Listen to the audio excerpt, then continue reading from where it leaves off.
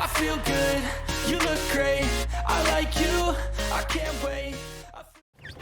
Hi and welcome back to Rideshare Buddy UK, and I'm Kevin, and today I'm going to do a quick video on Jeremy Hunt's announcement yesterday that national minimum wage will rise to at least £11 an hour in April. I think it's going to be a bit more. I think the Low Pay Commission, when they report back, will say something like £10, well, say £11.10, something like that, to keep it up with inflation, because we've had big inflation. So, but we'll do this video based on £11, and we'll try and work out how much we need as a private hire driver or Uber driver to clear after expenses to earn financially the same amount as if we were working for a company on national minimum wage. But first, the time is 10:30, and can you believe I've already been out since 8 o'clock this morning? And I've not done too badly. £64 in 2.5 hours, £10 of that's holiday pay. But I'm out early today because yesterday I was only out for 2.5 hours. I gave up. I was earning, after expenses, I was making about £3 an hour. And you've got to give yourself a little bit of self-dignity, a little bit of self-worth. I don't work for £3 an hour, and neither should anybody. So I just jacked it in, went home after 2.5 hours, and had the day up, the rest of the night off. So I'm out earlier this morning to try and make up some of that money. Now, the problem with yesterday was, it started off quite well, first hour, but then I think there was an accident on the Malpas Road area, and the city, Newport, just went into a standstill. It really did. And earnings just dropped off a cliff. Everywhere was in surge, but you couldn't move anywhere. It was taking you 20 minutes to go half a mile. It was awful. Uber wasn't adding on any increases to the fares for the extra traffic. I mean, I did a £6 job, which normally would take you about 6-7 minutes. It took me 40 minutes, but there was no increase in surge, no increase in price. I think I did 2 jobs in an hour for about £12. By the time I'd taken off my expenses, I was working for £3 an hour. Also, before I decided to jack it in, I had 3 jobs cancel on me because I just couldn't get there. Even though jobs were only a mile away, you know, after 20-25 minutes, I was still only half a mile away. And people were cancelling, so I was running around town for nothing. I wasn't getting any cancellation fees or anything. So I just gave up. I thought, that's it, enough's enough. I went home. I did think about going back out later in the day, but I am one of those people who, once they've decided that there's no money to be made, I just switch off. I don't have any interest in going out. So I never went out.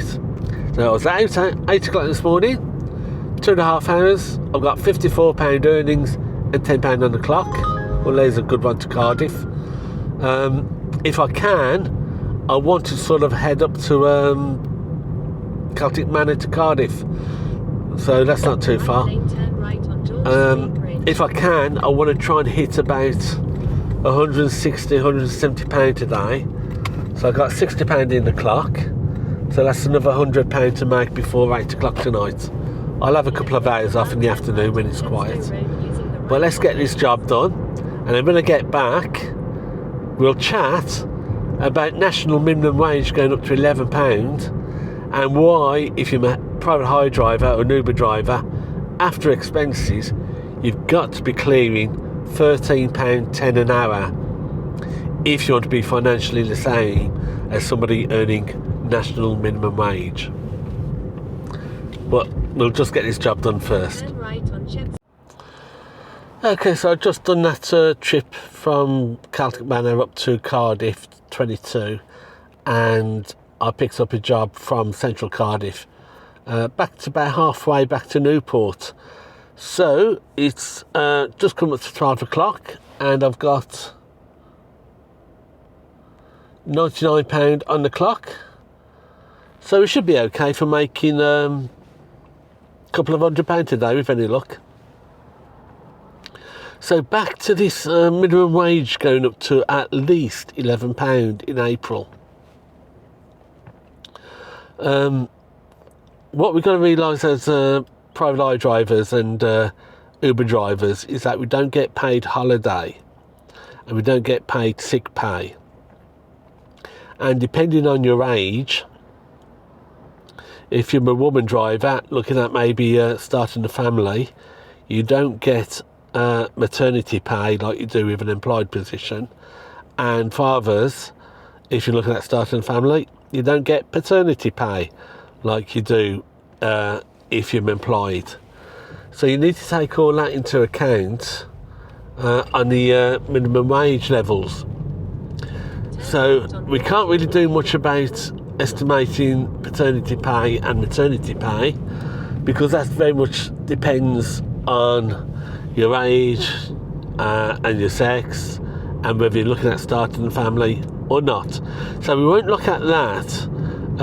And I will say this: if I was a woman of breeding age, so we say, then I would very much be looking at least clearing £15, maybe £16 an hour to get the same sort of benefits as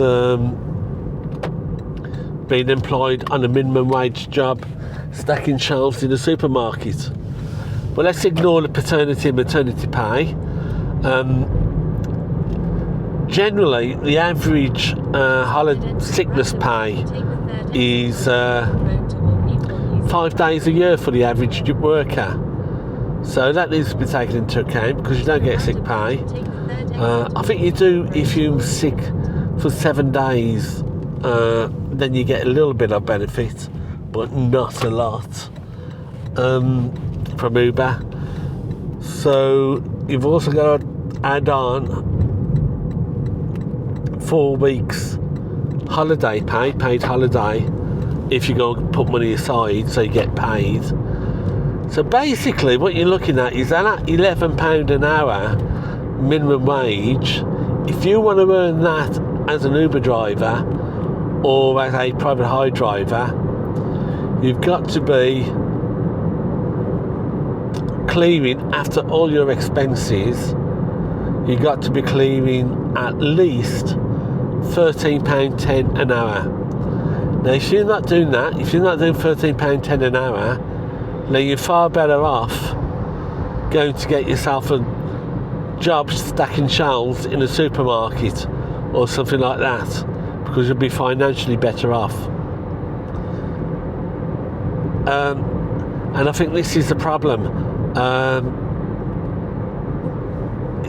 It's like fiscal drag and tax paying. You get dragged into paying higher rates of tax when your allowances don't go up. The difference is with private hire driving over the last 40 years, everybody else has seen their salaries increase and increase and increase, and the fares and the earnings of private hire drivers hasn't kept pace. So that's why over the last 40 years, what used to be quite a well-paid semi-skilled job, and you'd earn the average of an average semi-skilled worker, now means as a private hire driver you're on a minimum wage job. That's what it is. Even though you have to pay out on your car and invest money in cars and insurance, things like that, you're not getting any return on that investment. You're just ending up with a minimum paid job. So I'll definitely be increasing my prices for my own personal private hire job, and I'll be increasing my strategy because I need to keep my differential You know, you can't do this job for minimum wage, not if you're investing a lot of money into it, into your car, into insurance. I know pay rental on the car, so I don't have that to deal with, but even so, I don't work for minimum wage. So I need to keep my earnings up. The problem with the last 40 years is that this job has gone from being a average pay for a semi-skilled worker down to a minimum wage job, and that can't really be justified.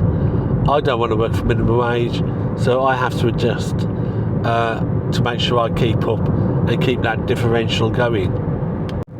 And you can tell how far lower private hire drivers are earning now. Is when I first started 40 years ago, and it was an average wage for a semi-skilled worker, you would never get anybody on benefits getting a taxi because they just couldn't afford it. So the reality is now that benefits have increased so much that you're now doing jobs of people who are on benefits usually to go and sign on. That was unheard of 40 years ago because the differential and the earnings meant that people couldn't afford to do it. But now it's commonplace. People on benefits using taxis, and that shows you how much lower the earnings are of taxi drivers and private hire drivers. So, but private hire drivers have no one to blame but themselves for accepting it and allowing it to happen. And the only way you're going to beat it is getting your own private hire licence and setting your own prices so you get a reasonable living standard out of going out to work 40 hours a week. So that's it for today's video. A quick look at what do we need to earn as drivers now to earn minimum wage, £13.10 at a minimum after all your expenses. If you want to earn more than minimum wage, it's got to go up a lot higher than that. But that's it for today's video. My next video, I'm going to really try and get down to do about guide dogs, disability dogs, and the Disability Act or the Equality Act. Because I had an email through from Newport Council saying how disappointed they are that this year, the last year, they've had more complaints about people not taking assistance animals than they've had since the start of the Equality Act. Now, I think part of that is that maybe the council and the officials are not quite sure themselves as to the Equality Act, because they said assistance animals. There is no such thing as an assistance animal under the Equality Act. It is dogs and dogs only. There's also no such thing as emotional support animals under the Equality Act. It is dogs and dogs only, and dogs who are trained to do a job in assisting the user. But I've got all the facts and figures. I meant to do it a few months ago, but I haven't got round to it. But I will get round to doing this Equality Act and disability dogs or assistance dogs. But until next time, that's it for today's video. Thanks for watching. Please like, subscribe and share. Drop down in the comments. Would be great. I do read them. But until next time, safe driving, and hope you make your profit this week.